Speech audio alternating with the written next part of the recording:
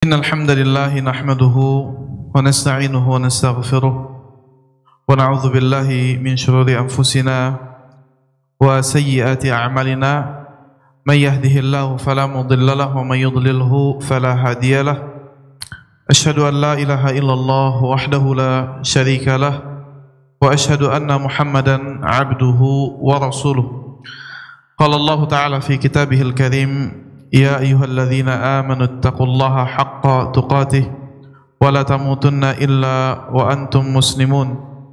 Ya ayyuhalladzina amanu ittaqullaha wa qulu qawlan sadida yuslih lakum a'malakum wa yaghfir lakum dhunubakum wa man yuti'illaha wa rasulahu faqad faza fawzan 'azima. Amma ba'd. فإن أصدق الحديث كتاب الله وخير هدي هدي محمد صلى الله عليه وسلم وشر الأمور محدثاتها فإن كل محدثة في الدين بدعة وكل بدعة ضلالة وكل ضلالة في النار. أما بعد. Para jamaah yang dirahmati Allah Subhanahu wa taala, ahlan sahlan, hayakumullah. Gimana kabarnya, sehat semua? Alhamdulillah. Masih semangat? Masih ya? Sudah sarapan semuanya? Sudah ya? Alhamdulillah, ni'matillah. Berjamaah yang dirahmati Allah Subhanahu wa taala, seperti yang sudah dikabarkan, qaddarallahu Ustaz Hamdi Al-Bakri, saudara kita, dia suaranya habis ya karena sakit ya.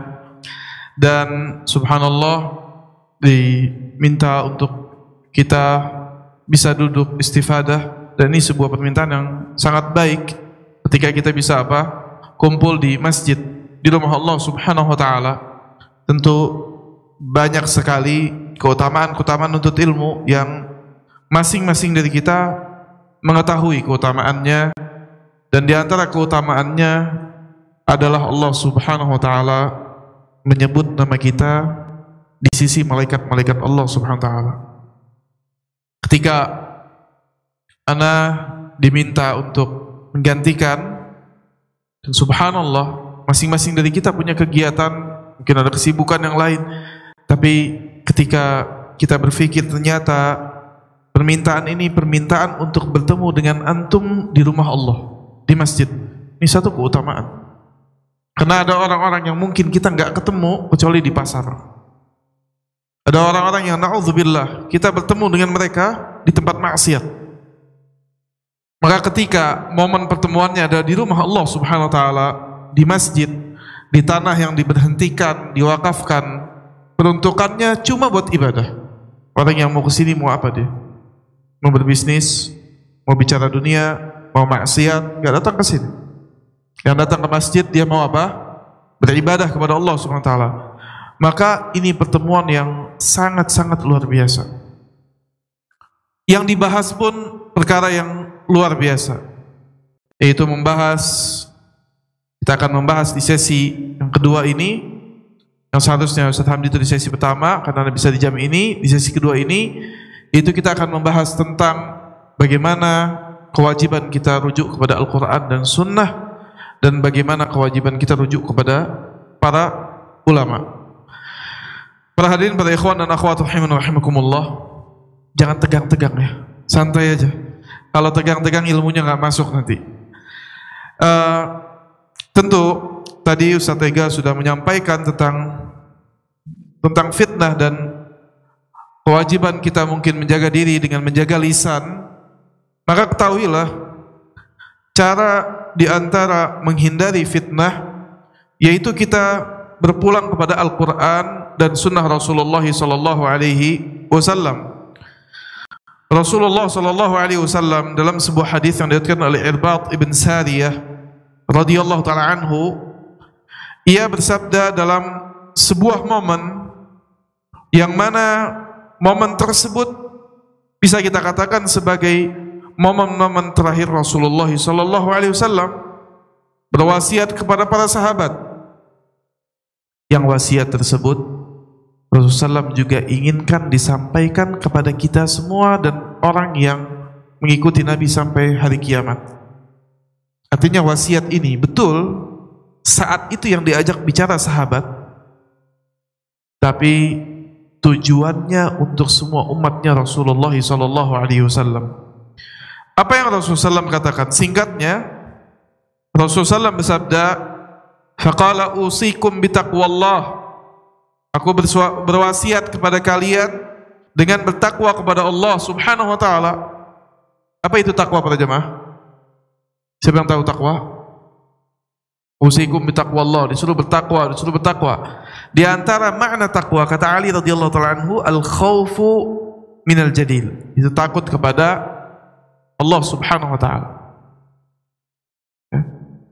Al-khaufu minal jadil. Kemudian apa maknanya? Di antara makna takwa adalah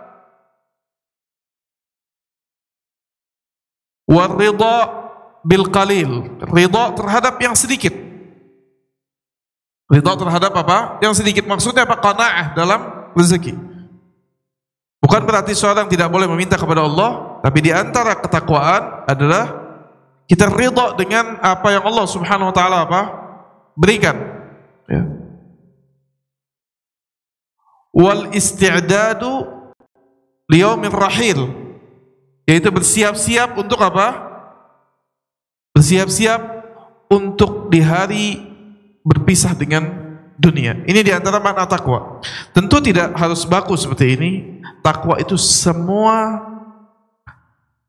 yang Allah Subhanahu wa taala perintahkan, dan diantara yang dijelaskan Imam Ali, yaitu wal amalu bitanzil, yaitu mengamalkan syariat Islam. Itu takwa. Jadi ketika kita dengar bertakwalah kalian, diantara makna bertakwa itu apa? Mengamalkan syariat. Sebagian mengatakan takwa itu apa? Engkau jadikan di antara dirimu dan api neraka Allah penghalang. Apa penghalangnya? Amal saleh. Dengan beramal saleh, maka seorang dia bertakwa. Maka ketika Nabi SAW mengatakan usikum bitaqwallah, aku wasiatkan kalian bertakwa kepada Allah, maka sah dengannya maknanya jalankan syariat Allah. Beramal kalian, takutlah kepada Allah SWT, sah masuk ke dalam makna takwa. Kemudian Nabi mengatakan was-sam'i wat-ta'ah, hendaklah kalian mendengar dan taat. Nabi khususkan wasiat ini dengan disuruh mendengar dan taat. Kata Nabi, wa in 'abdan habasyiya, jika seandainya yang menjadi seorang pemimpin dari kalian seorang budak Habasyah, fa innahu may ya'ish minkum ba'di fasayara ikhtilafan katsira, sesungguhnya orang yang hidup setelahku akan melihat banyak perbedaan pendapat. Di zaman fitnah banyak sekali perbedaan pendapat. Apa wasiatnya? Di antara supaya kita bisa teguh di zaman fitnah ini, kata Rasulullah, fa'alaikum bisunnati, maka hendaklah kalian berpegang kepada sunnahku, wa sunnatil khulafa'ir rasyidin atau sunnatil khulafa'il mahdiin ar-rasyidin, dan sunnah para khulafa al-mahdiin yang Allah beri hidayah, ar-rasyidin yang di atas petunjuk. Tamassaku biha wa'addu 'alaiha bin nawajiz, berpegang dengannya dan gigit dengan gigi geraham. Gigi kita kalau kita bagi ada gigi depan, ada gigi apa lagi? Taring, ada gigi apa? Kira-kira kalau menggigit untuk memegang dengan kuat, gigi mana yang paling kuat? Geraham. Wa iyyakum wa muhdatsatil umur, kata Rasulullah, hati-hati kalian dengan perkara yang baru. Fa inna kulla muhdatsatin bid'ah, sungguhnya perkara yang baru dalam agama. Ini garis bawahi. Ini mesti tahu gitu. Ketika ada perkara baru yang diyakini pahala di dalamnya, atau diyakini ketika mengerjakannya mendapatkan dosa, maka perkara tersebut haruslah ada petunjuk dari Rasulullah SAW. Wa kullu bid'atin dhalalah, dan setiap perkara yang baru itu tidak sesuai dengan tuntunan Nabi, jika itu dianggap berpahala, maka melenceng, tidak sesuai petunjuk Rasulullah SAW. Para ikhwat rahimankumullah dan para akhwat, Maka tadi dalam hadis tadi ada kewajiban kita rujuk kepada sunnah Rasulullah SAW. Dalam riwayat lain Rasulullah SAW mengatakan apa? Alaikum ya, au taraktu fikum syai'ain. Aku tinggalkan kepada kalian dua perkara. Tidak akan kalian sesat, lan tadillu. Tidak akan kalian sesat jika kalian memegang keduanya. Apa itu? Kitabullah, sama-sama tahu kita, dan sunnah apa? Rasulullah sallallahu alaihi wasallam. Para ikhwan rahimakumullah, kita tahu dan sering diulang, wajib kembali kepada Al-Quran, kepada sunnah. Wajib kembali kepada Al-Quran, kepada sunnah.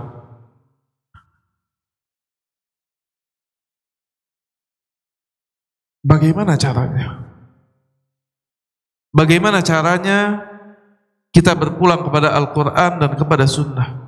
Kita sudah tahu sekarang dari hadis tadi dan banyak riwayat yang lain dan ayat yang lain. Kita tidak mau menyebutkan semua ayat dan hadis dalam majelis ini, tapi kita mau mendapatkan faedah di waktu yang singkat ini. Di antaranya dalil ini cukup menunjukkan kepada kita apa? Bahwasannya disuruh berpegang kepada Al-Quran dan kepada apa? Sunnah Rasulullah SAW. Sekarang bagaimana semua yang berbeda pendapat ngakunya pulang kepada Al-Quran dan kepada apa? Sunnah Rasulullah SAW. Setiap orang sekarang berbeda pendapat. Dia bilang saya juga pulang kepada Al-Quran, saya punya Al-Quran, saya buka Al-Quran, saya juga berbalik kepada hadis Rasulullah SAW. Maka tahapan selanjutnya adalah rujuk kepada ulama. Itu tahapannya. Ketika kita tahu bahwasannya Rasulullah SAW meninggalkan kepada kita Al-Quran dan Sunnah, maka tahapannya adalah kita wajib rujuk kepada para ulama untuk memahami Al-Quran dan Sunnah Rasulullah SAW. Para ulama menjelaskan, merupakan dari hikmah Allah subhanahu wa ta'ala, dari takdir Allah dan ketetapan Allah. Allah bagi manusia itu ada yang alim, ada yang jahil, ada yang berilmu, ada yang tidak apa? Berilmu. Ada yang sudah berilmu, ada yang belum berilmu. Sehingga ini satu ketetapan yang gak bisa ditolak. Gak ada orang bisa katakan enggak, semua orang sama dalam ilmu. Semuanya silahkan berpulang kepada Al-Quran, berpulang kepada Sunnah. Semuanya boleh istinbat, semuanya boleh ngambil pendapat, semuanya boleh berpendapat. Boleh seperti itu? Allah tetapkan manusia itu paling tidak ada dua.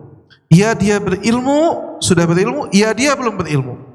Allah subhanahu wa ta'ala mengatakan di antaranya dalam surat Az-Zumar ayat 9. Surat apa pada jemaah? Ayat berapa? Ayat 9.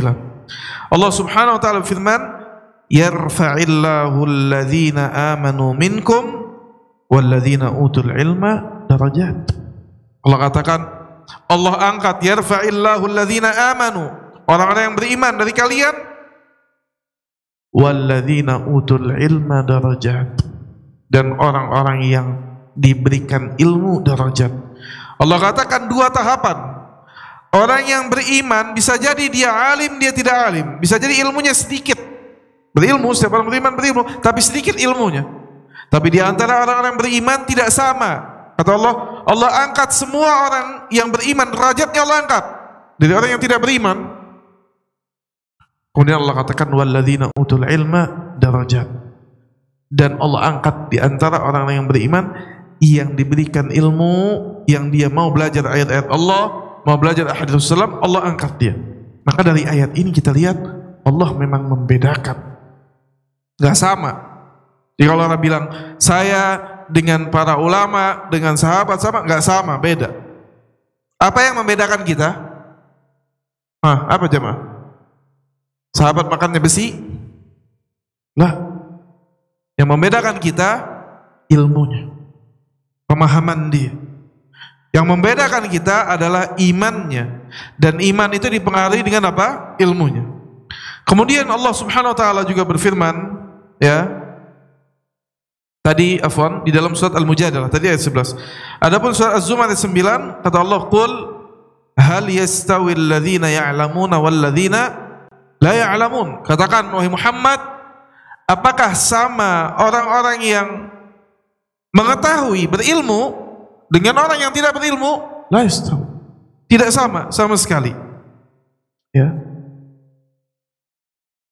Dan ini menunjukkan beda antara orang yang berilmu dengan tidak berilmu.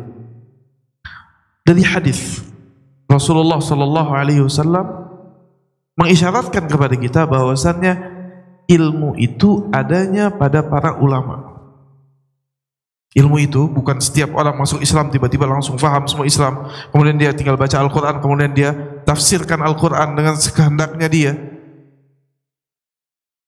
Apa kata Rasulullah SAW?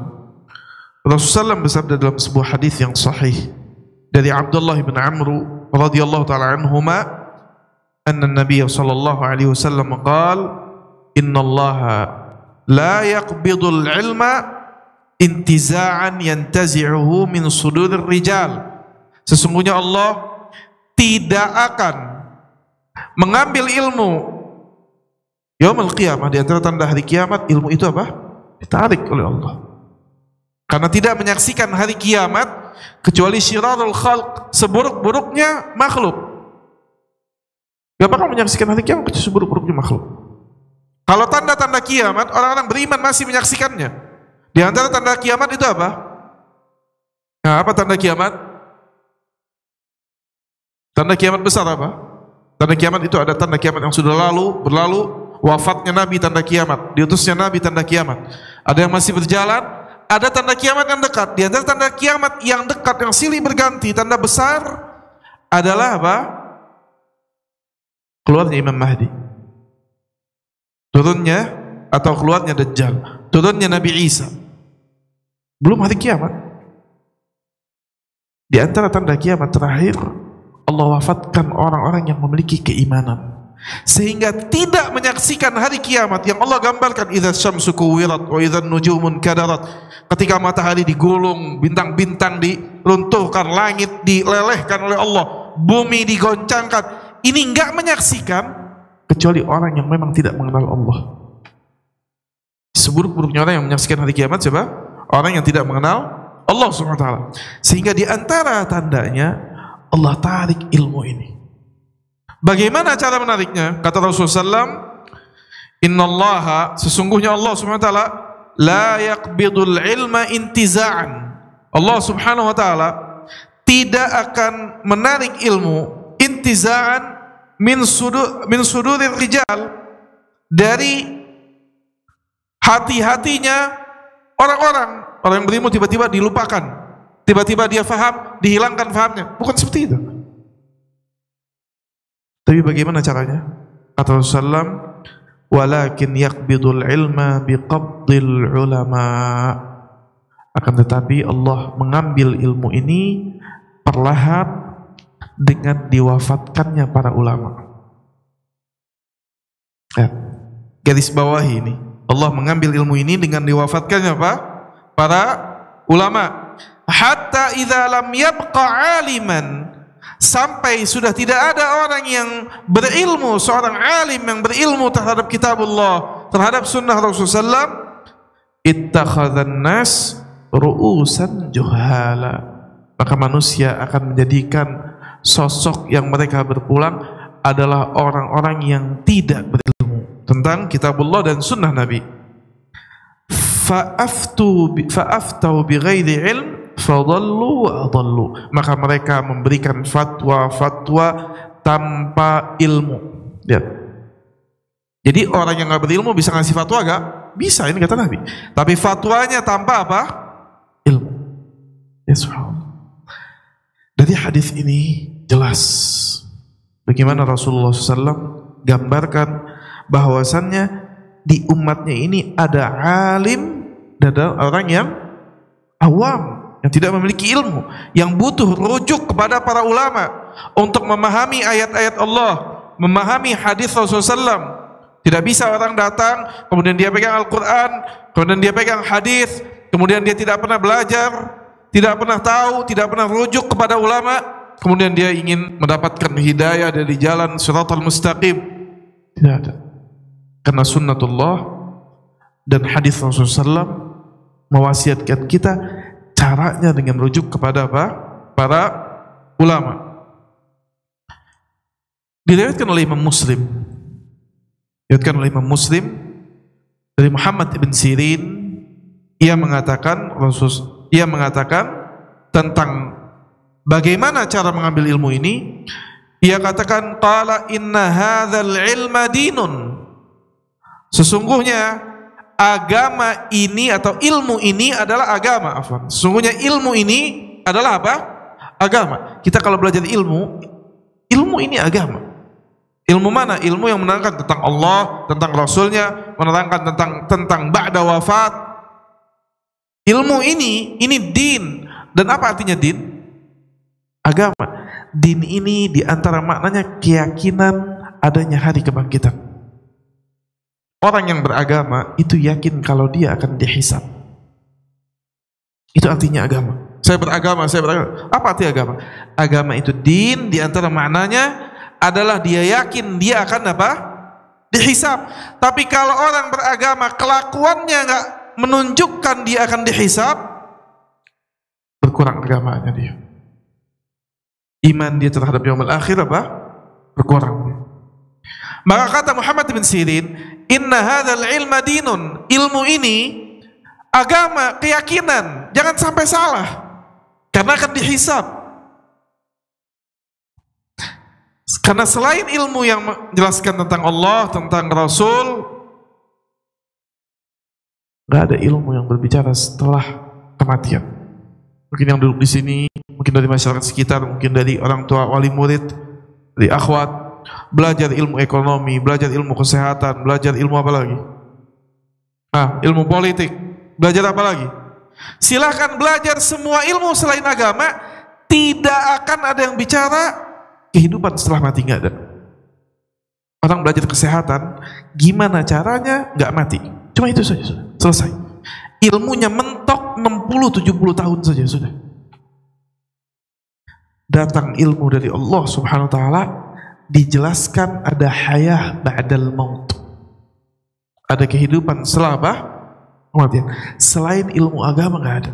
Maka yang kumpul di sini mungkin bisa senangnya macam-macam, bidangnya macam-macam, fokusnya di dunia macam-macam. Nggak apa-apa, sunnatullah. Tapi semuanya yang kumpul butuh rujuk kepada ilmu apa? Ilmu agama. Karena nggak ada ilmu yang jelaskan tentang ba'dal maut, setelah mati nggak ada. Cuma agama. Dan ilmu tersebut perlu kita lihat. Fanzuru, kata Ibn Sirin, maka lihatlah dari siapa kamu mengambil ilmu. Siapa yang kita ambil ilmu? Apakah orang yang betul-betul mengambil ilmu dari sumbernya, memahami ilmu ini dari sumbernya, atau tidak? Pada jamaah yang dirahmati Allah Subhanahu wa taala. Kemudian, siapa mereka ulama? Siapa mereka ulama? Apa semua orang yang baca ayat Allah Subhanahu wa taala, hafalin Al-Qur'an, hafalin hadis, kemudian kita rujuk kepada dia, kita berpegang dengan dia, dia seorang ulama, seorang alim? Siapa mereka? Yang kita jadikan tempat merujuk adalah orang yang harus pasti Allah ridhoi. Allah Subhanahu wa taala berfirman dalam surat At-Taubah ayat 100. Surat apa? Buka handphonenya kalau bawa handphone. Buka Qurannya, sekali-sekali handphonenya pakai ketaatan. Buka handphonenya, internetnya pakai ketaatan. Jadi Allah ganti, dapat kuota internet lagi nanti terus. Buka handphonenya. Surat At-Taubah ayat berapa? 100. Apa di dalam surat At-Taubah ayat 100? Apa awal ayatnya? Coba dibaca bareng-bareng. Apa? Was-sabiquna al-awwaluna minal muhajirina wal ansar walladzina taba'uuhum bi ihsan radhiyallahu anhum wa radu anhu wa'adda lahum jannatin tajri min tahtiha al-anhar atau min tahtiha al-anhar khalidina fiha abada dzalikal fawzul azim. Allah Subhanahu wa taala berfirman dalam surat At-Taubah ayat 100, was-sabiqunal awwaluna minal muhajirina wal ansar, dan orang-orang yang pertama kali bersegera menyambut keimanan dari orang-orang muhajirin. Siapa muhajirin? Kita semua yang lagi duduk sini. Siapa muhajirin? Siapa muhajirin? Orang yang berarti sekarang yang lagi pada hijrah sekarang. Muhajirin itu siapa muhajirin dalam ayat ini? Orang yang hijrah bersama Nabi dari Makkah ke Madinah. Hijrah yang itu yang dimaksud. Kata Allah, wasabiquna al-awwalun, orang-orang yang dahulu memeluk Islam pertama-pertama. Bukan kita. Kita sudah 1400 tahun. Minal muhajirin, dari orang yang berhijrah. Wal ansar, siapa ansar? Orang Madinah ansar semua. Siapa mereka? Spesifiknya siapa? Orang yang membantu orang yang hijrah, nolong Nabi. Di zaman itu dia yang nolong Nabi. Bukan semua ahli Madinah. Apa semua sekarang ahli Madinah ansar? Bukan.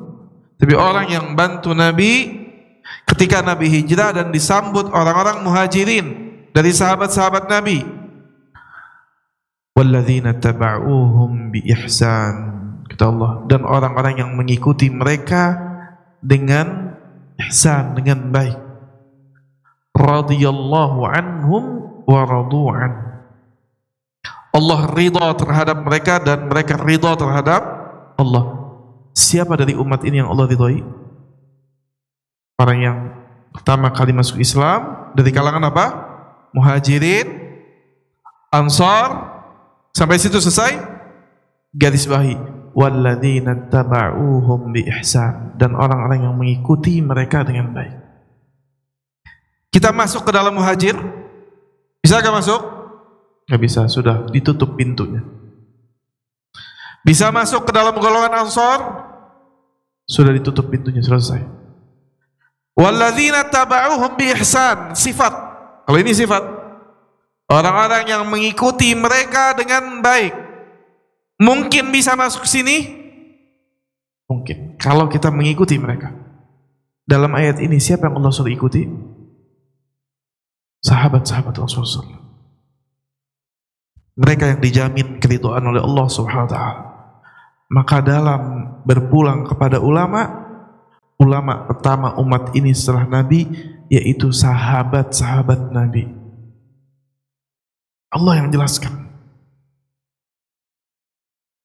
Mapnya tuh jelas, dari Nabi masih hidup, Allah kasih tahu soal betul-betul syariat ini adalah syariat yang memang Allah ingin sampaikan kepada orang yang akhir zaman, walaupun gak ketemu Nabi, gak ketemu sahabat.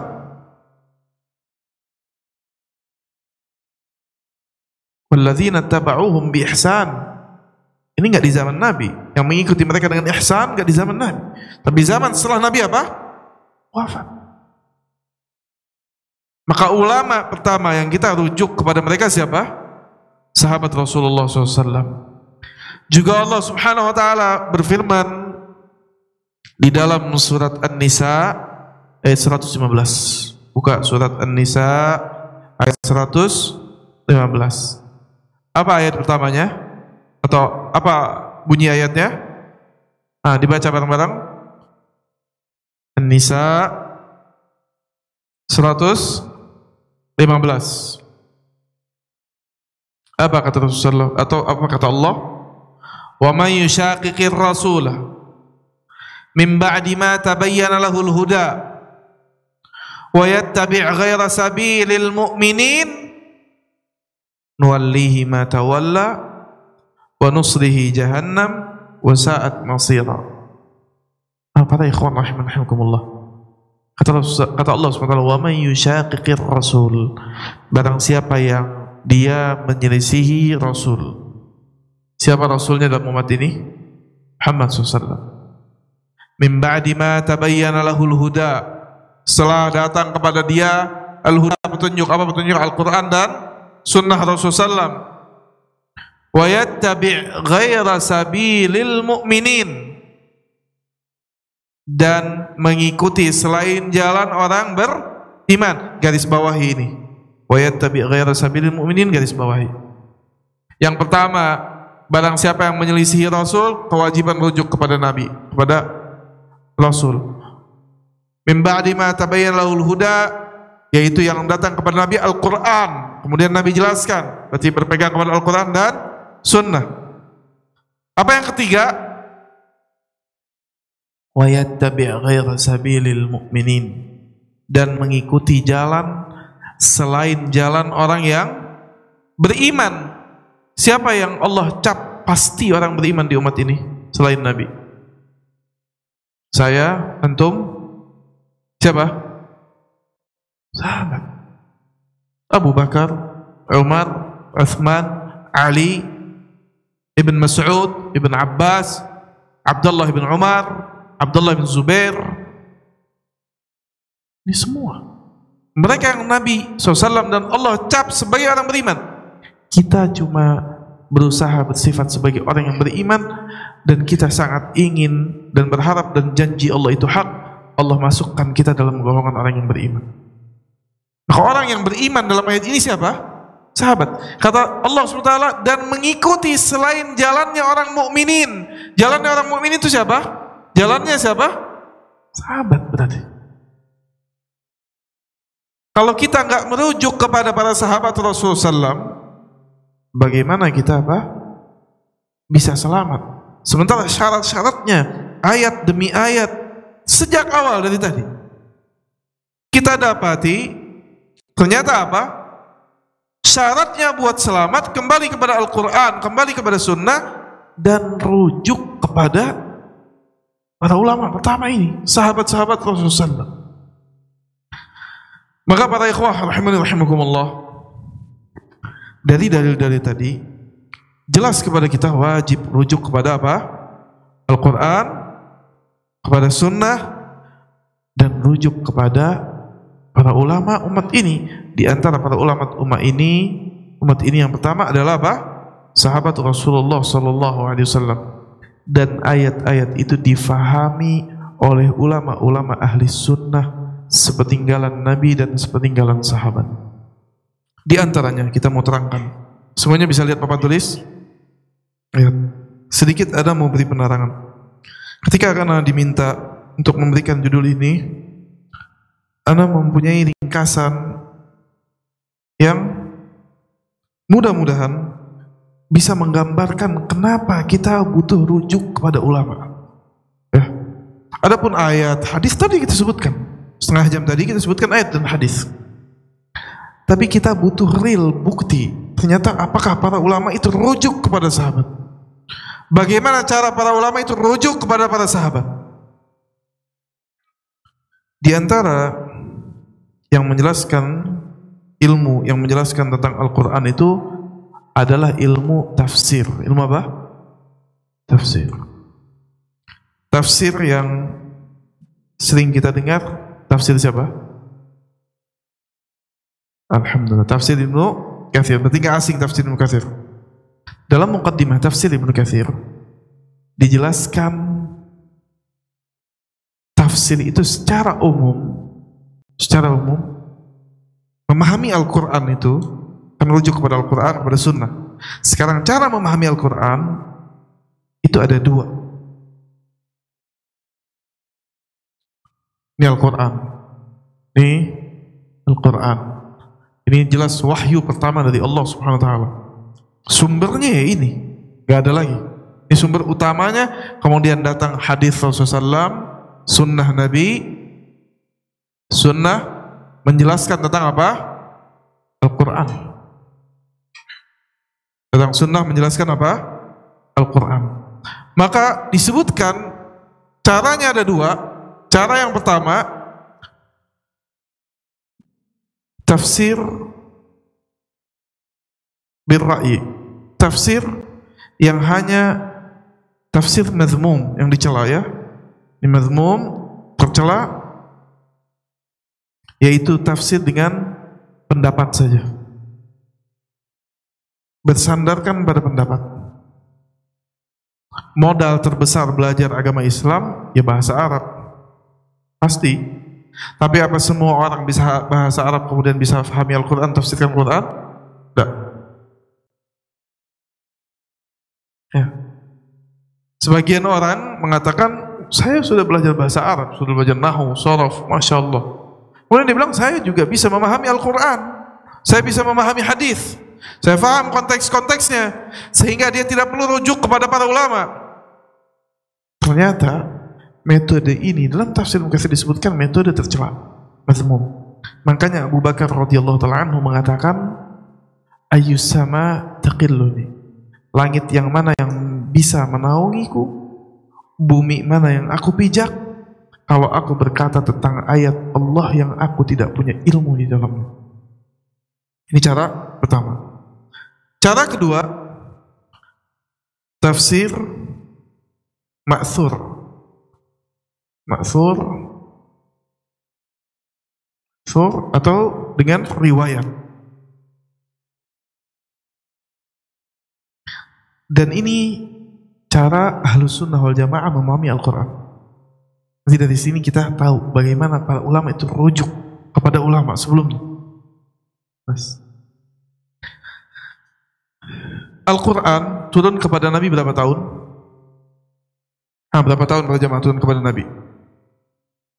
23. Berapa lama? Berapa tahun di Makkah? 13 tahun di Makkah. Berapa tahun di Madinah? Berapa totalnya? 23 tahun. 23 tahun turun kepada para sahabat.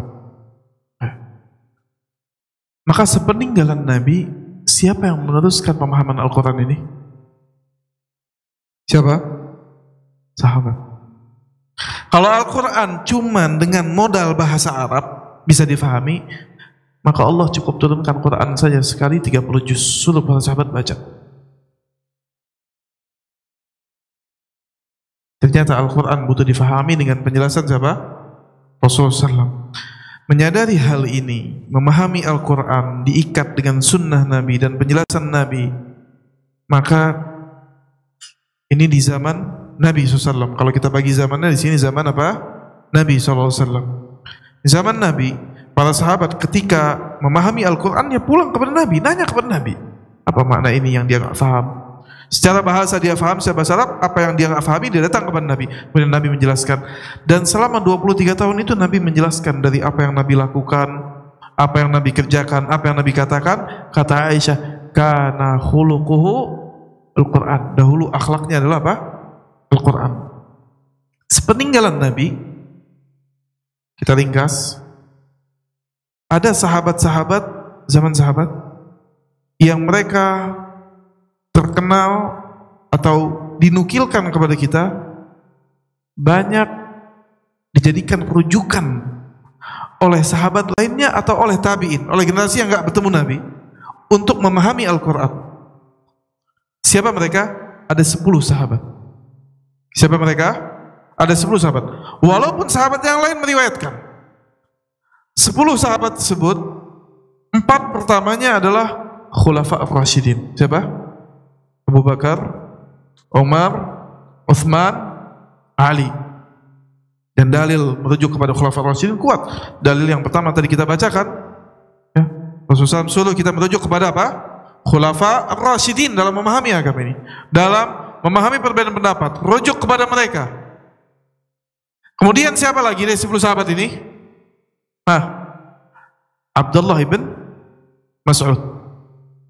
Siapa lagi? Abdullah ibn Abbas. Siapa lagi? Lihat, ada 10 sahabat, khulafa yang 4. Kemudian siapa? Ibn Mas'ud. Kemudian siapa lagi? Ibnu Abbas. Kemudian siapa lagi? Zaid ibn Thabit. Zaid bin Thabit. Kemudian siapa lagi? Ubay bin Ka'ab. Ubay bin Ka'ab. Kemudian siapa lagi? Abdullah ibn Zubair. Di antara juga siapa? Abdullah ibn Zubair.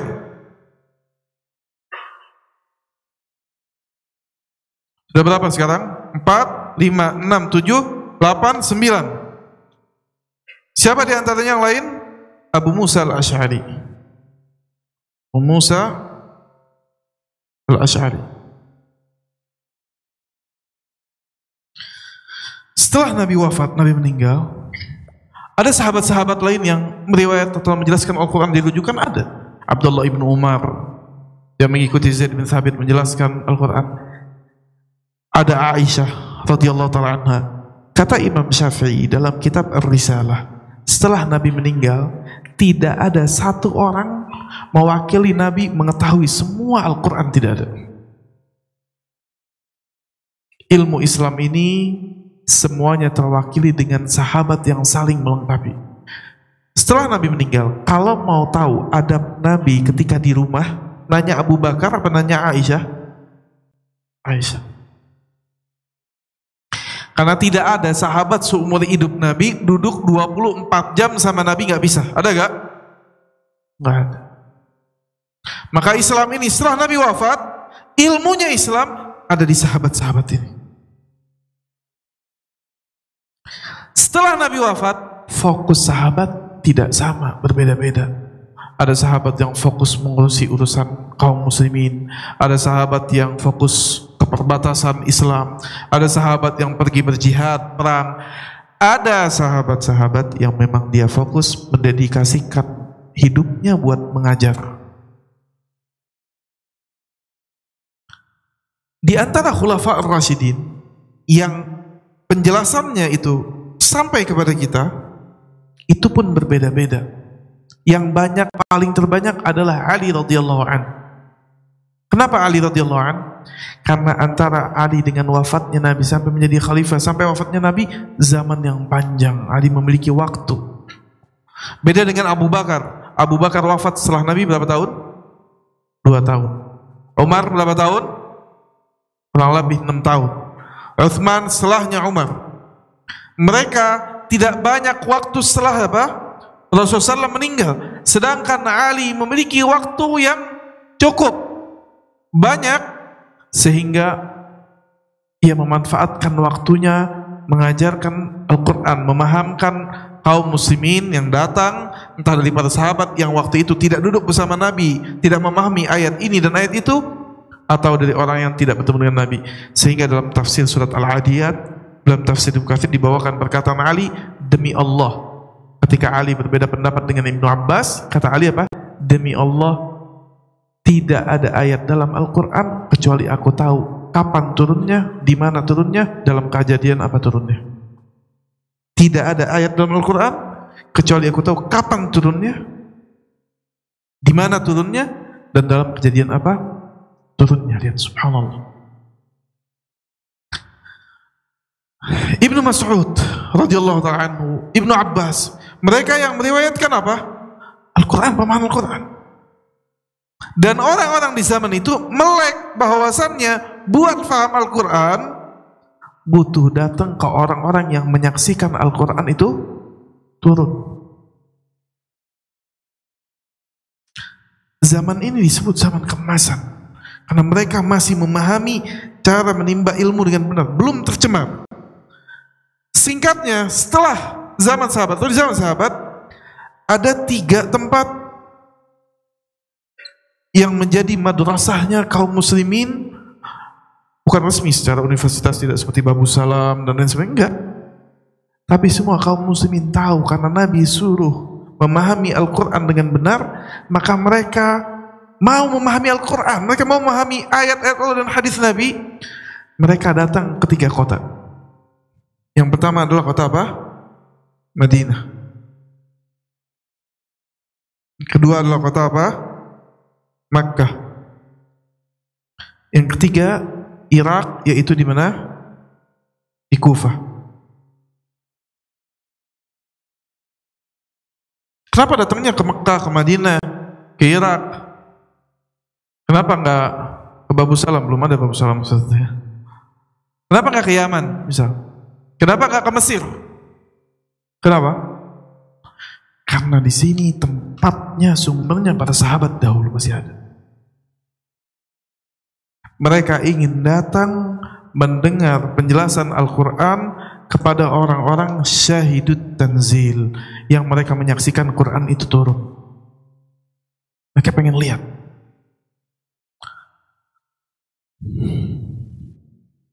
Di kota Madinah ada siapa yang terkenal? Ada Ubay ibn Ka'ab. Ada siapa lagi? Ada Zaid bin Thabit. Ada siapa lagi? Ada Ibnu Umar, anaknya Umar bin Khattab radhiyallahu ta'ala anhu. Kenapa nggak datang ke yang lain setelah Khulafaur Rasyidin? Bukan sahabat yang lain tidak menyampaikan, menyampaikan. Tapi yang Allah kasih rezeki ilmunya, banyak muridnya, dan waktunya banyak diambil oleh orang-orang yang belajar, dan riwayat dari mereka sampai kepada kita, di antara yang terbanyak itu mereka. Madinah. Lihat bagaimana rute ini difahami oleh pendahulu kita. Buat faham Al-Quran dan Sunnah, dia datang kepada orang-orang yang mengetahuinya. Dari Madinah, setelah meninggalnya Zaid, para ulama mengatakan radhiyallahu anhum, yang menjadi rujukan adalah Ibnu Umar. Siapa Ibnu Umar? Anaknya Umar bin Khattab. Jadi alasannya apa? Kenapa mereka datang kepada sahabat-sahabat besar? Karena mereka yang menyaksikan Al-Quran itu apa? Turun, mereka tahu. Dari sini, lihat, kita suka lihat beda mazhab, betul. Ada berapa mazhab yang terkenal? 4 mazhab, masing-masing mazhabnya berbeda. Kita lihat cara mereka nuntut ilmu itu beda atau enggak? Kita lihat. Dari sini, dari Ibnu Umar keluar jalur riwayat Imam Malik. Ini Salim, ini Nafi'. Ini Salim, Zuhri, Imam Zuhri. Di sini Imam Malik. Di sini Imam Malik. Siapa Imam Malik? Siapa Imam Malik? Yang nanti pendapat fikihnya terkenal sebagai madhab apa? Malikiyah. Apa Imam Malik waktu bikin pendapat kemudian dia bilang ini pendapat saya terus ambil, gitu? Enggak. Cuma Allah Subhanahu wa taala rezekikan banyak orang-orang yang mengambil pendapat Imam Malik kemudian mengembangkannya, kemudian apa? Mendakwahkannya. Imam Malik gurunya Imam Syafi'i. Imam Malik itu jadi imam di zaman keemasan Islam, bukan 2024. Antara Imam Malik sama sahabat, kita bisa katakan ada satu orang kalau dari jalur Nafi'. Karena Imam Malik ketemu dengan Nafi', Nafi' ini bekas budaknya Ibnu Umar, dan Ibnu Umar itu sahabat. Makanya riwayat, di antara riwayat yang emas, jalurnya paling bagus di dalam Sahih Bukhari, riwayatnya Malik An-Nafi' an Ibnu Umar, langsung nyampe dari Rasulullah SAW. Kenapa Imam Malik cari riwayat ke sahabat atau orang yang bertemu sahabat? Karena dia ingin tahu bagaimana pemahaman terhadap hadis tersebut, betul atau salah. Bagaimana mereka memahami hadis tersebut. Imam Malik jadi imam di zaman orang-orang yang ketemu sahabat masih pada ada, dan gak nanggung-nanggung jadi imamnya di mana? Di Madinah, di Masjid Nabawi. Bukan imam sholat, tapi imam dalam pengajaran, dalam ilmu. Dia mufti di Masjid Nabawi di zaman orang ketemu sahabat masih ada. Kira-kira masih banyak orang yang pintar gak? Masih banyak. Masih banyak. Dan Imam Malik nulis kitab Al-Muwatta, yang diantara yang Muwatta itu adalah cara memahami Al-Quran. Bahkan sebagian mengatakan Imam Malik juga menulis tafsir Quran, yang dia ambil dari orang-orang yang dia temui dari yang bertemu dengan sahabat-sahabat Rasulullah SAW. Jadi ketika menafsirkan Al-Quran, bukan tiba-tiba dia belajar bahasa Arab kemudian dia buka menurut saya ini, menurut saya itu. Begitu? Lah. Imam Malik ini jadi gurunya Imam Syafi'i. Ibunya Imam Syafi'i jual rumah, kirim anaknya, karena Imam Syafi'i yatim, dikirim anaknya ke Madinah buat duduk di majelisnya Imam Malik. Di mana Imam Bukhari? Mana Imam Bukhari? Belum lahir, jauh. Datang Imam Syafi'i belajar di majelisnya Imam Malik. Jadi di sini ada siapa? Imam Syafi'i. Di Mekah ada siapa? Di Mekah ada, di antara yang terkenal adalah Ibnu Abbas. Siapa Ibnu Abbas? Siapa namanya? Abdullah ibn Abbas. Siapa dia? Sepupunya Nabi. Kapan masuk Islamnya? Belakangan. Waktu Nabi mau Fathu Mekah, ayahnya baru masuk Islam. Nabi ketika berdakwah, ada 4 pamannya yang menyaksikan Nabi menjadi Rasul. 2 kafir, 2 mukmin. Ulama menjelaskan 2 kafir, 2 mukmin. Yang kafir 2 terbagi jadi 2. 1 musuhi Nabi, 1 nolong Nabi. Siapa yang kafir? Abu Jahal bukan paman langsung, sepupu ayahnya Nabi. Paman langsungnya Nabi siapa? Abu Lahab. Satu lagi siapa? Abu Talib. 1 nolong Nabi. Yang 2 Islam siapa? Hamzah dan Abbas. Abbas dari dulu nolong Nabi, tapi masuk Islamnya terlambat. Walaupun dia belum masuk Islam, Nabi tetap mendakwahkan dia. Dia bela Rasulullah, dia bela Rasulullah. Ketika Nabi mau Fathu Makkah, di jalan ketemu Abbas, diajak balik sama Nabi ke Mekah. Dia masuk Islam. Abdullah ibn Abbas itu ketika masuk Islam menjadi sahabat, umurnya baru antara 9 sampai 13 tahun, antara itu umurnya. Saya agak lupa, antara itu umurnya. Kok bisa jadi mufassir? Para ulama menjelaskan, pertama Rasulullah SAW doakan dia, Allahumma faqihhu fid din wa 'allimhu ta'wil, ya Allah fahamkan dia agama dan fahamkan dia tafsir Al-Quran. Apa tiba-tiba wahyu turun lagi 2 kali? Lah, wahyu gak bakal turun 2 kali. Sesungguhnya manusia, kata para ulama, tidak dilahirkan dalam keadaan berilmu, banyak ilmu, gak ada. Apa kata Ibnu Abbas? Kalau kita lihat penjelasan Ibnu Abbas, dia sendiri yang ceritakan. Dia bilang, setelah dia masuk Islam, setelah Nabi wafat, dia lihat ternyata yang banyak meriwayatkan hadis Nabi, di antaranya sahabat-sahabat Ansar, sehingga dia katakan, sungguh aku untuk mendapatkan hadis Nabi, aku datang ke salah satu rumah sahabat Ansar dan aku duduk di depan rumahnya. Terkadang debu jalanan itu menyingkap wajahku. Kalau aku mau, kata Ibnu Abbas, aku akan ketok dan aku bangunkan dan mereka pasti menerimaku. Siapa yang gak menerima? Sepupunya Nabi. Tapi dia bilang enggak. Aku tunggu sampai mereka keluar dari rumahnya, bangun dari tidurnya, kemudian baru aku tanya tentang apa yang mereka dengar dari Nabi.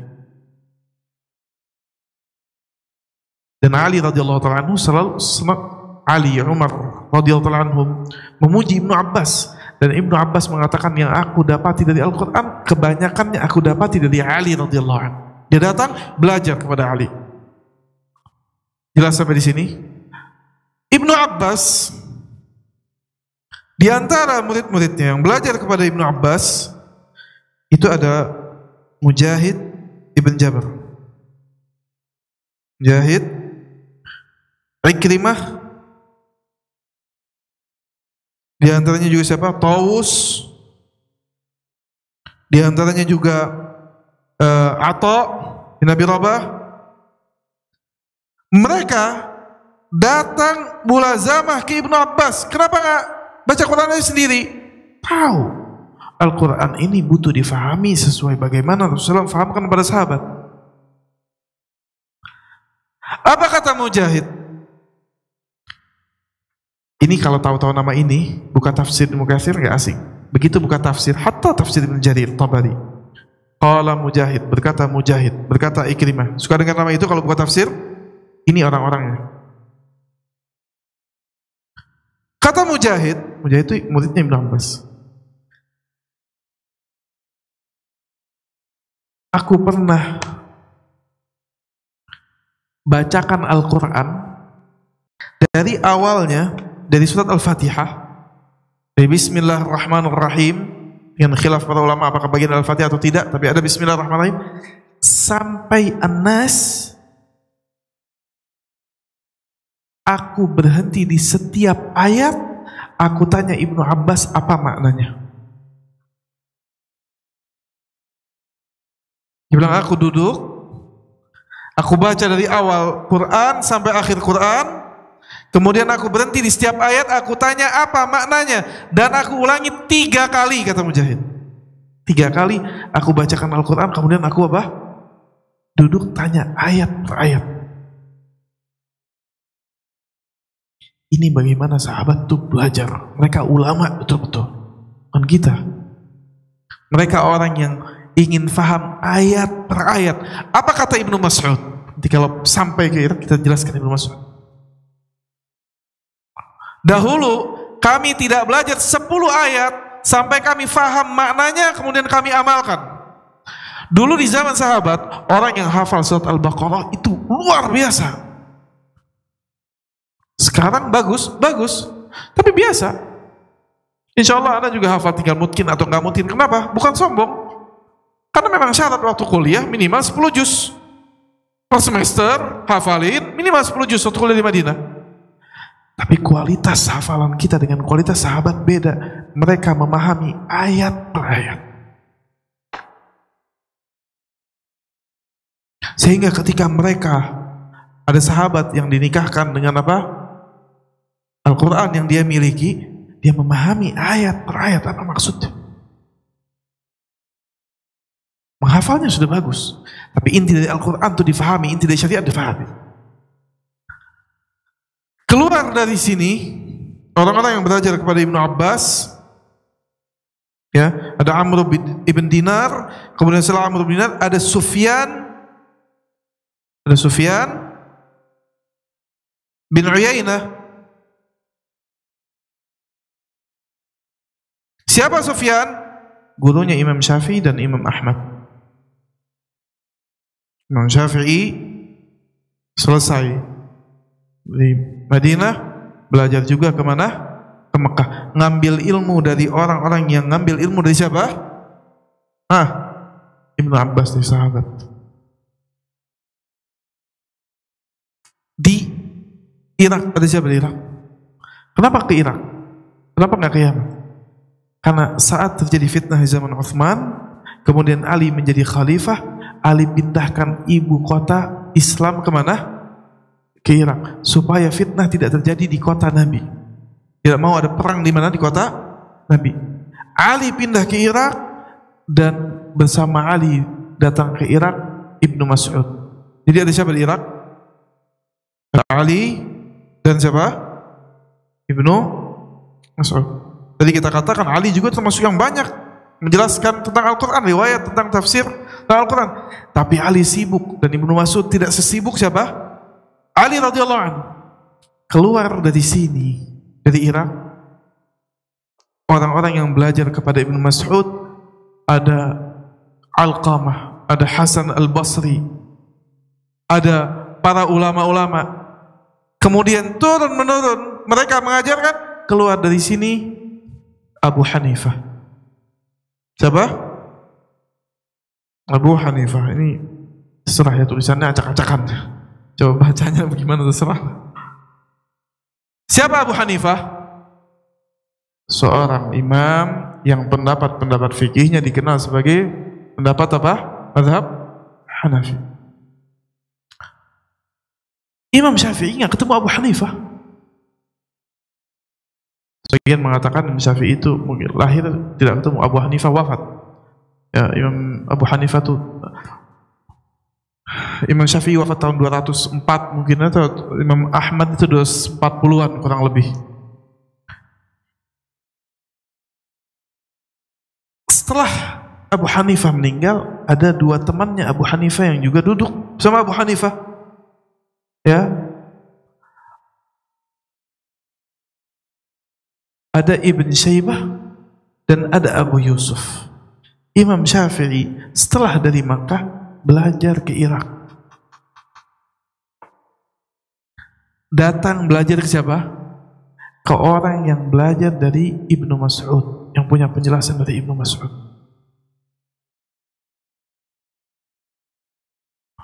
Para jamaah yang dirahmati Allah SWT, buat apa anda ungkapkan gini? Ustaz kok hafal ya? Karena belajar tadi.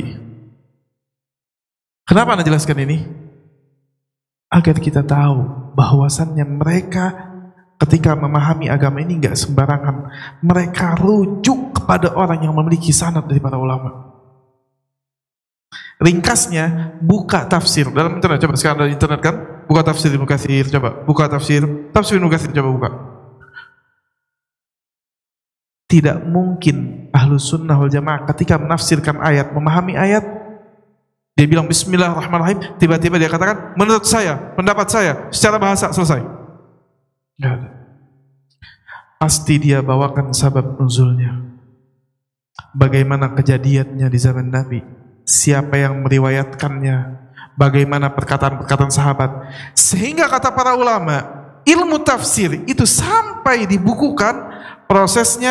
Di zaman Nabi dijelaskan kepada sahabat secara lisan tafsirnya, di zaman sahabat terbagi kurang lebih seperti ini yang terkenal menafsirkannya.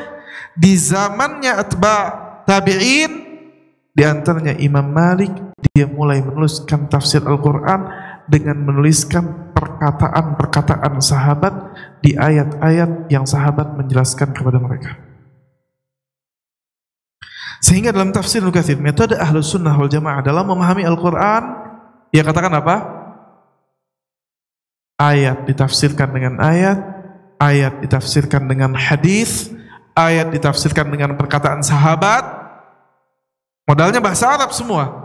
Kalau mereka tidak bertemu ayat, mereka lihat perkataan para tabi'in sebagian, baru mereka berijtihad secara bahasa seperti apa. Ketika itu di Al-Quran ada sabab nuzul, ketika itu di hadis ada sabab wurud. Sabab nuzul itu apa? Kejadian yang bertepatan dengan ayat tersebut, dan sabab wurud itu kejadian yang bertepatan dengan hadis tersebut. Ceritanya apa? Tiba-tiba Nabi kok bilang innamal a'malu binniyat. Kejadiannya apa saat itu? Ceritakan sahabat, oh arti itu Nabi berbicara seperti ini karena kejadiannya ini dan itu, sehingga mereka memahami ayat dan hadis sesuai yang turun kepada Nabi. Datang kata para ulama di pengakhiran ini, datang kata para ulama zaman setelah mereka, ketika orang-orang Persia, Romawi mulai masuk ke dalam Islam, mereka yang di dalamnya sudah terkotori dengan falsafah, orang-orang yang datang mau merusak Islam dari dalam, ada Abdullah ibn Saba dan lain sebagainya. Mereka datang mengotak-atik Al-Quran, mereka bilang apa? Kita faham makna Al-Quran, kemudian mereka takwilkan Al-Quran secara bahasa.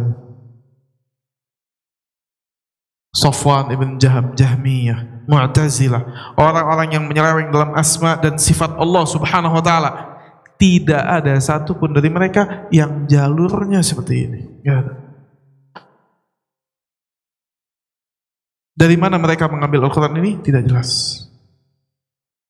Sebagian mengatakan secara bahasa, sebagian mengatakan secara etimologi, sebagian mengatakan secara ini, secara itu. La. Al-Quran difahami sebagaimana turunnya. Makanya Rasulullah SAW mengatakan dalam hadis, la yazalu ta'ifatun min ummati, atau kama qala Rasulullah, dan masih saja ada ta'ifah, kelompok dari umatku, zahirina alal haq, yang mereka selalu di atas kebenaran. Siapa mereka? Sifatnya ma'alaihi ana wa ashabi, yang pemahamannya berusaha merujuk kepada apa? Apa yang dahulu Rasulullah SAW dan sahabat-sahabatnya. Untuk menjaga pemahaman tersebut dibuat jalur periwayatan ini. Pertanyaannya sekarang, apa kita mesti sesusah ini nyari hadisnya? Enggak, mudah. Hadis-hadisnya sudah dibukukan, periwayat-periwayatnya sudah memberikan penjelasan terhadap hadis-hadisnya. tinggal kita mau belajar di jalur yang benar atau tidak. Nah, para ikhwah dan akhwat rahimani rahimakumullah, itu yang bisa ana gambarkan. Mudah-mudahan gambaran ini bermanfaat ya. Dan dengan ini kita tahu, oh, orang bilang beda mazhab itu perbedaannya di dalam memahami fiqhiyah, hukum, mengambil hukum. Dan perbedaan mereka bukan di usul, bukan di perkara besar. Ya, nggak ada yang berbicara kalau sholat yang satu 5 waktu, yang satu 3 waktu, ada nggak? Boleh nggak orang bicara gitu 3 waktu? Tidak ada. Perbedaan mereka itu didasari dengan Quran dan Sunnah. Imam Syafi'i sendiri yang mengatakan dalam kitab Ar-Risalah, ada bayan 1, bayan 2, bayan 3 sampai bayan 5, ia mengatakan sumber ilmu Al-Quran dan Sunnah, adapun ijma' dan qiyas semuanya terlahir dari Al-Quran dan Sunnah. Tidak mungkin ada ijma' kalau nggak ada dasar ayatnya atau hadisnya. Tidak mungkin ada qiyas, atau apa itu qiyas? Mengkiaskan satu hukum dengan hukum yang telah ada, kecuali ada dalil yang menjelaskan hukum yang telah ada. Tidak mungkin. Inilah perkataan para a'immah ya, al-ilmu qala Allah wa qala ar-rasul. Ilmu itu perkataan Allah, kitabullah, dan perkataan Rasul, yaitu sunnah Rasulullah SAW. Ini kenapa wajib secara kritis memahami agama, berpulang kepada fahamnya salafus salih. Ini yang dimaksud manhaj salaf. Jadi manhaj salaf itu bukan kelompok, bukan komunitas, bukan. Tapi mereka orang-orang yang berusaha memiripkan diri dengan siapa? Dengan orang-orang yang mengambil ilmu dari Rasulullah. Ada satu perkataan bagus, ya. Satu perkataan bagus, satu riwayat bagus, lihat. Faqad jaa fi tadhkiratul huffaz, disebutkan di dalam sebuah kitab tadhkiratul huffaz oleh Imam Zahabi. Ia menerangkan bagaimana para periwayat agama ini berusaha bermirip-mirip dengan orang-orang sebelum mereka, orang-orang baik, orang-orang yang meriwayatkan agama ini juga. Ia katakan dalam biografi atau menerjemah atau memberikan gambaran tentang siapa itu Abu Daud. Siapa itu Abu Daud? Yang memiliki kitab hadis, sunnah apa? Sunan Abi Daud.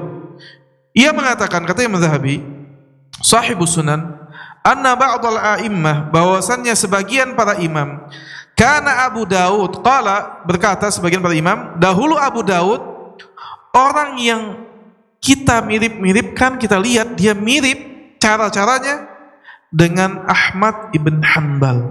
Siapa Ahmad ibn Hanbal? Muridnya Imam Syafi'i. Ya, fi hadihi wa dallihi wa samtihi, dalam caranya dia diam, caranya dia memberikan apa? Tunjuknya, cara dia mengajar dan lain sebagainya. Wa kana Ahmad yushabbahu fi dzalika biwaqi'. Imam Ahmad itu seringkali dimiripkan caranya, gayanya, cara pendalilannya dengan Imam Waqi'. Siapa Imam Waqi'? Gurunya Imam Ahmad dan juga gurunya Imam Syafi'i.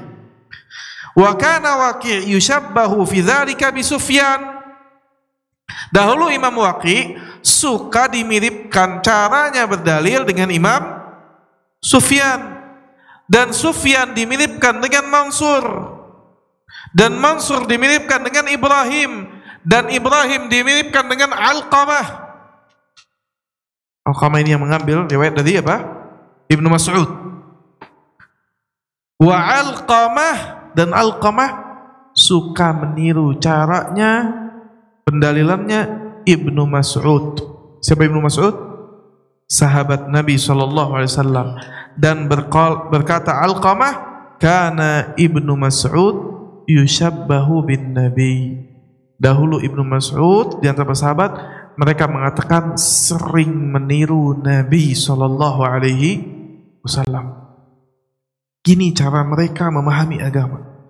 Mereka meniru orang-orang sebelumnya yang mereka meniru dari apa? Rasulullah sallallahu alaihi wasallam. Wallahu taala alam shawab. Ini yang bisa ana sampaikan, mungkin ana silakan pada MC-nya. Ya, barakallahu fiik. Oh iya. Ada pertanyaan Ustaz Ega. Ustaz Ega harusnya. Oh ya umum. Tayyib. Jazakallah khair. Boleh. Ini ya. Para ikhwan rahimakumullah. Gimana? Faham nggak atau blank 100%? Hah? Jangan ngeblank. Sudah capek ini sejam ngomong dari tadi. Minum dulu izin. Jangan ngeblank lagi.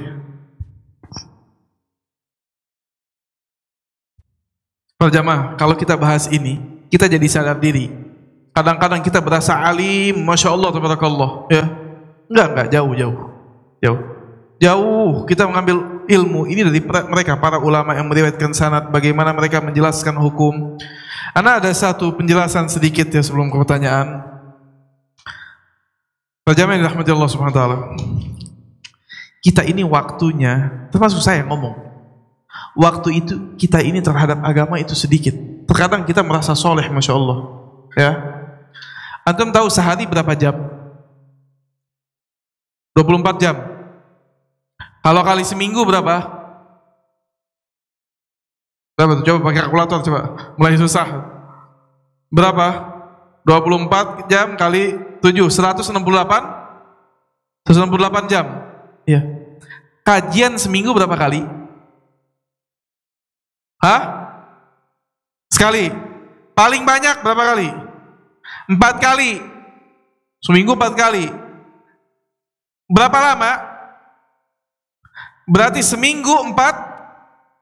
Seminggu ada 168 jam. Kita belajarnya cuma 4 jam seminggu. Berasa paling soleh, luar biasa. Itu pinternya setan di situ. Saya hadir kajian seminggu 4 kali. Bangga ngomongnya. Padahal seminggu 4 kali sejam. Waktunya seminggu 168 jam. 164 jamnya buat dunia. Subhanallah. Ya. Jadi kadang-kadang kita ini jangan ketipu sama diri sendiri. Dan ini wasiat para ulama, hatta kita para pelajar, ya, kita talibul ilmu, mungkin sebagian ada di sini talibul ilmu yang belajar, jangan merasa dirinya alim, jangan. Mereka para ulama tidak berani berkata sembarangan dalam perkara. Mereka merujuk dulu, melihat apa adakah orang ulama-ulama yang berkata sebelumnya di dalam masalah ini, apa petunjuk mereka dalam masalah ini, apa ijma'nya para sahabat, apa ijma'nya para ulama. Dan mereka bukan orang yang malu dan gengsi untuk mengatakan diri mereka salah. Jangan. Fitnahnya talibul ilm, fitnahnya orang yang belajar ilmu itu merasa dirinya jadi alim, belajar seminggu 4 jam, terus pengen kayak Imam Waqi', terus pengen kayak Imam Malik, pengen kayak Imam Syafi'i. Jangan. Butuh kita merujuk kepada para ulama, memahami ayat demi ayat apa yang mereka katakan. Dan dari membaca tafsir, di antaranya paling mudah tafsir Ibnu Katsir, kita faham metode ini, kita lihat. Karena para ulama menafsirkan ayat itu apa? Berkata para ulama sebelumnya, apa yang mereka katakan bersambung kepada apa? Nabi SAW. Oh, yang mana tuh? Ini. Baik.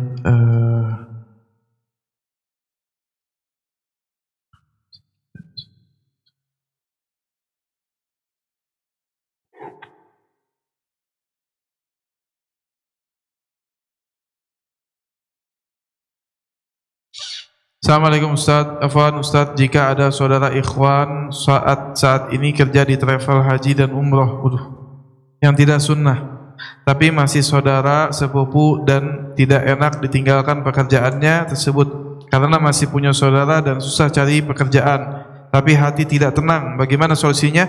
Solusinya jangan keluar, dakwahkan bagaimana yang sunnah, dakwahkan. Dan kadang travel itu bilang travel sunnah belum tentu apa? Sunnah.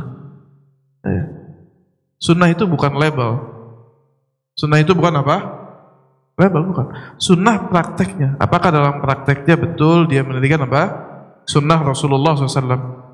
Dan dalam haji dan umrah, orang yang berkegiatan di sini, ini kesempatan yang sangat besar untuk berdakwah. Itu tidak disadari mungkin oleh banyak orang. Mungkin sebagian mengatakan ini hanya bisnis, enggak. Karena orang itu sedang haji dan sedang umrah, sedang haus-hausnya keimanan. Akan lebih mudah mendakwahi orang yang haji dan umrah mengingatkan keimanan daripada dia tidak sedang haji atau tidak sedang umrah. Karena sekarang dia mengosongkan waktunya buat ibadah. Ya, makanya di Kemenak ketika kita ngambil sertifikasi ada pembahasan bagus. Mereka katakan sekarang ini dampak orang haji dan umrah itu berbeda dengan dampak orang-orang dahulu, zaman kakek-kakeknya kita mungkin, atau buyut-buyut kita. Orang yang haji dan umrah di zaman dahulu itu memiliki bekas perubahan yang besar. Bahkan kalau mau dikait-kaitan, di antara kemerdekaan itu berkaitan dengan orang-orang yang pulang dari apa? Tanah suci. Kenapa? Karena perubahan mereka yang bagus. Sekarang orang haji, umrah hanya tren. Ya. Senang, mau jalan-jalannya saja lah. Ya boleh jalan-jalan, bukan nggak boleh. Tapi apa? Tapi ketika haji, bagaimana dia memaknai haji ini perubahan? Karena di antara alamat haji yang mabrur dan umrah yang mabrur adalah keadaan dia secara agama lebih baik daripada keadaan dia sebelum berhaji. Ya. Semoga Allah terima hajinya orang yang haji dan umrah dan memberikan rezeki bagi yang belum haji dan umrah. Assalamualaikum Ustaz.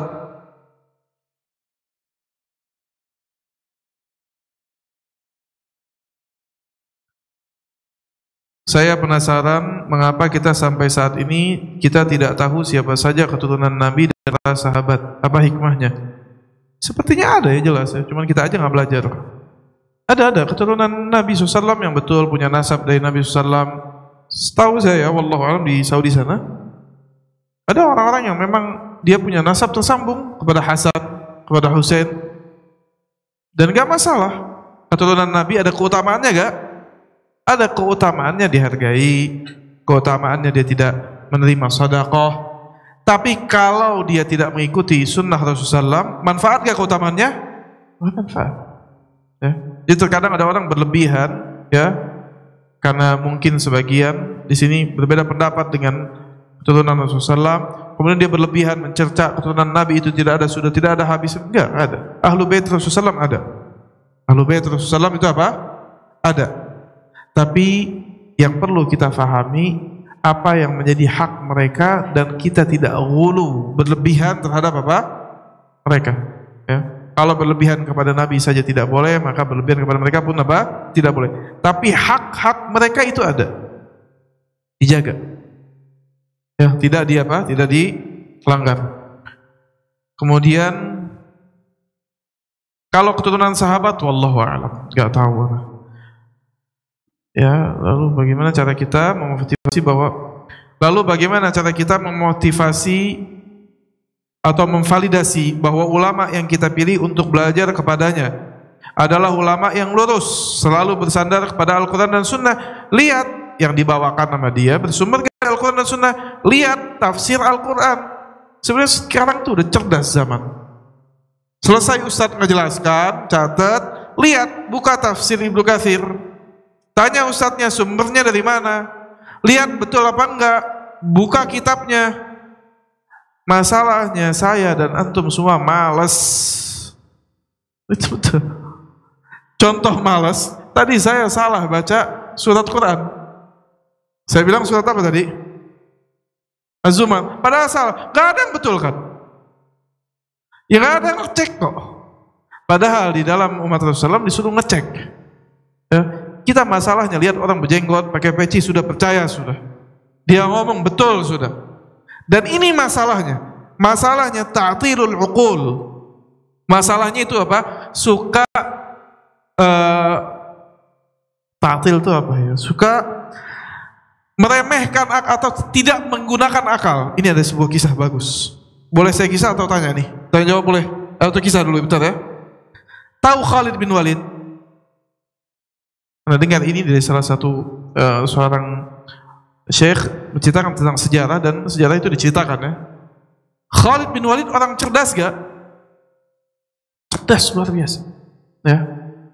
Dia menang dari Nabi SAW, dan karena sebab sahabat menisi perintah Nabi dalam perang apa? Perang apa dia yang berlawanan dengan Nabi? Perang Uhud. Diriwayatkan Khalid ini tidak pernah kalah perang di waktu kafir dan di waktu dia muslim. Tapi Nabi lebih cerdas daripada dia. Ya, Nabi lebih cerdas daripada dia, dan dalilnya adalah Nabi tahu nyuruh 50 anak panah, orang yang memegang panah untuk berjaga, khawatir Khalid berputar balik. Namun karena dimaksiati, akhirnya Allah kalahkan. Lihat, Khalid bin Walid ini cerdas. Kapan Khalid bin Walid masuk Islam? Kurang lebih itu kalau nggak salah 6 atau 7 Hijriah. 6 atau 7 Hijriah. Berapa tahun setelah Nabi jadi Nabi?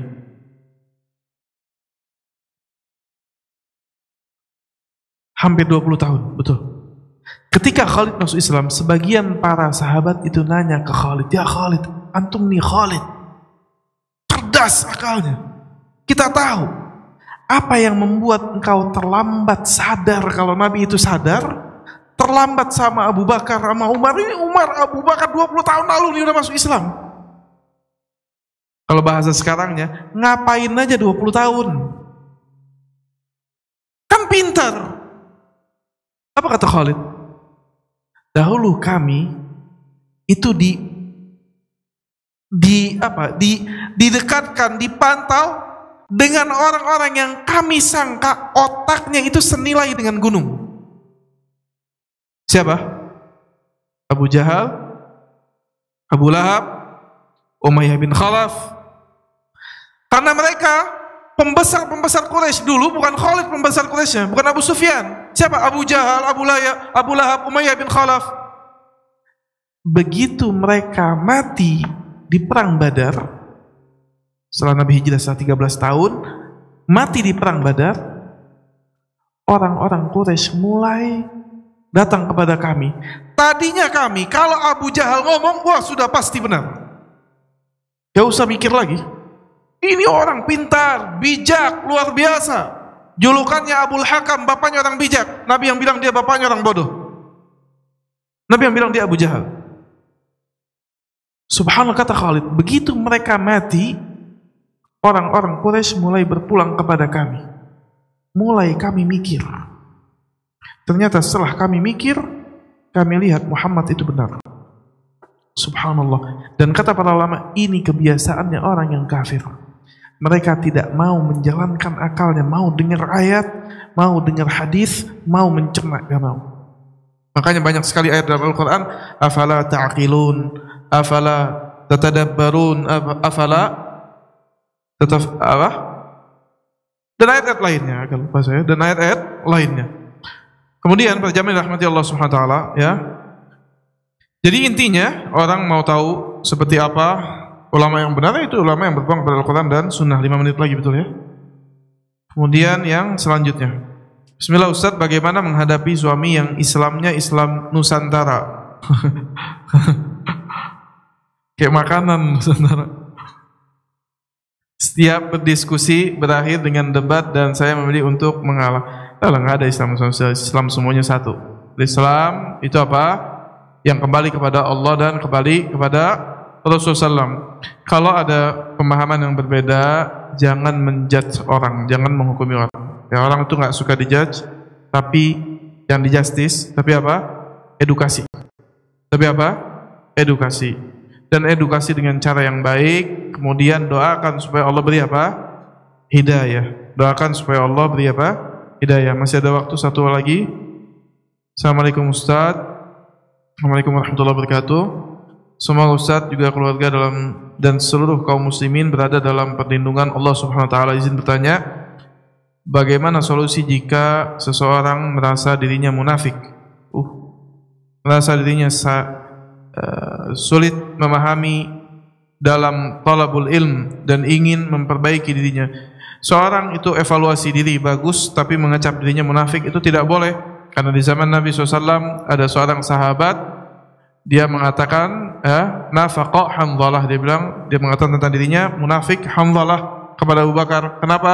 Karena ketika duduk dengan Nabi sepertinya surga dan neraka saya lihat di depan mata, tapi ketika pulang ke pasar dan lain sebagainya iman saya turun.